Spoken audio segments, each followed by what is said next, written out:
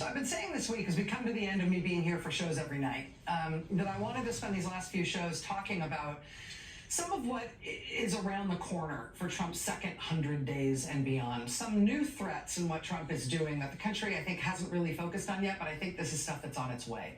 On Monday night, we talked about the first thing I really wanted to raise a flag on, which is this military zone Trump has created on the border where active duty U.S. troops have been given legal authorization to arrest U.S. citizens and search U.S. citizens on U.S. soil. That is not something the American military is supposed to do.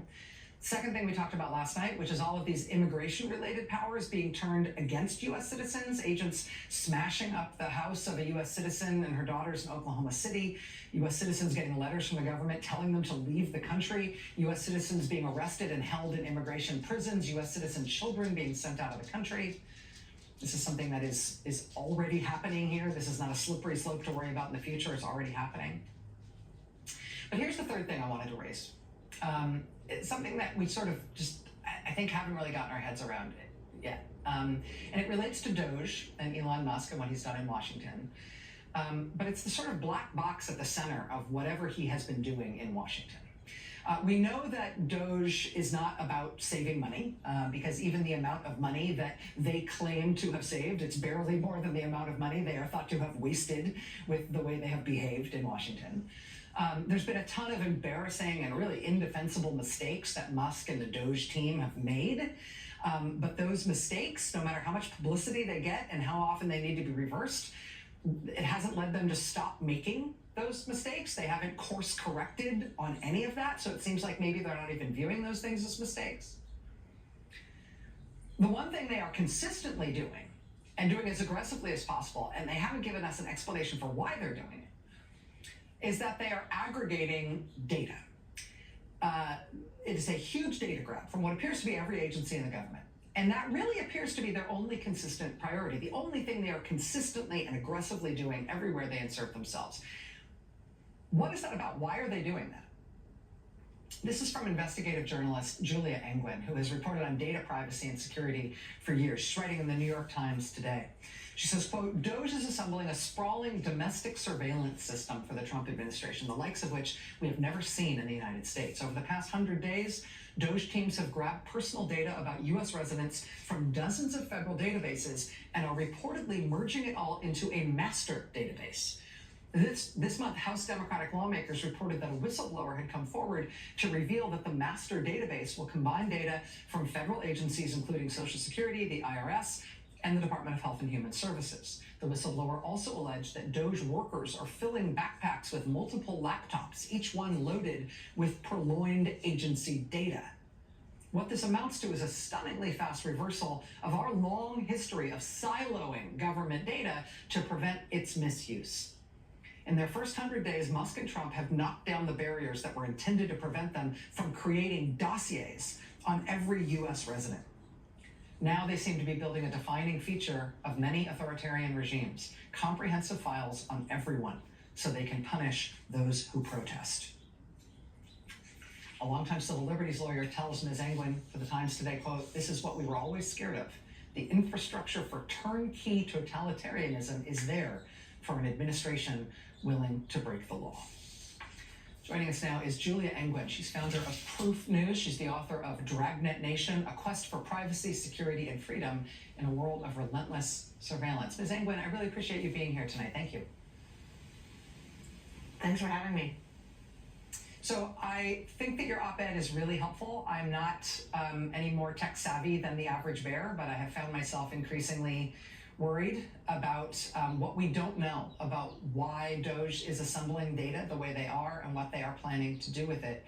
For an audience that may not be totally familiar with surveillance technology and the kind of privacy protections that you're so well versed in, can you explain in just layman's terms what you're most worried about here?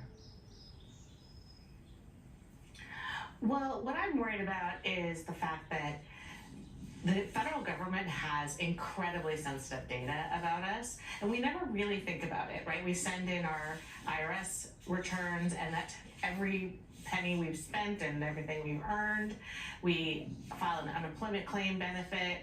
We get a social security check, and all those things are separate, and we deal with separate agencies, and never before has the government contemplated putting them all in one place. But that's what DOGE is doing. And the thing is that the reason that governments want to do that usually is they want to build these comprehensive dossiers on people. So essentially, the thing that authoritarians really like is they want to be able to say with a snap of a finger, I don't like this person, let's find something on him. And if they have to go to 6-10 agencies to figure out that thing, that's hard. They want it all in one place. So they want to be able to just get something on you. China is sort of the example that does this. They have these master files that they have on every citizen, that are everything that they've ever done. It's called social credit scores. They have, and they use it to punish dissent. And I'm very worried that that's where we're going. We have a president who's been really outspoken about he wants revenge on his political enemies, and we have somebody collecting data about everyone so that he can go after his enemies. You write really, I think, articulately and clearly about the privacy laws and the sort of inherent safety structures that are built into siloing data the way that you're describing, so it can't be easily combined. But if the type of one-stop shopping master database is being compiled here, is U.S. privacy law powerless against it? I mean, could legal action force the dismantling of something like that, or would it effectively be beyond the law? Well, our privacy law is really not up to the task. First of all, we are one of the only nations that doesn't have a comprehensive privacy law that protects, basically sets a minimum baseline for all data usage. Every other country has one. And almost every other country has a data protection authority that's an agency tasked specifically with protecting data. So we're already behind. But then if you look at the law that specifically applies to the federal government data, the Federal Privacy Act, it was passed in 1974 basically under a thought that like we would have good faith actors who would be making sort of maybe a mistake with data, but not acting malevolently. So there's really no fines.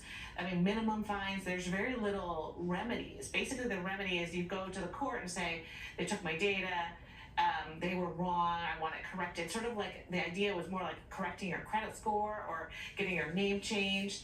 And so there isn't a lot that the judges have to work with when they are they know that this law applies, but there's not a lot that they can do to stop other than saying make sure that the data is correct, or that you publish a notice in the Federal Register saying you're going to use the data for this purpose. Both of which are not really adequate remedies for the creation of dossier files about every citizen, the likes of which we've never seen. Yeah, which just highlights the need to have a political response to this that creates a political cost for those who are trying to do it. First step toward that is understanding what they're doing, and I think your work on this has really helped me at least understand what the threats are and what the parameters of this are. So, Julia Engwin, investigative journalist, thank you so much for your writing on this, and thank you for your time tonight. Thank you. All right, much more news ahead here tonight. Stay with us.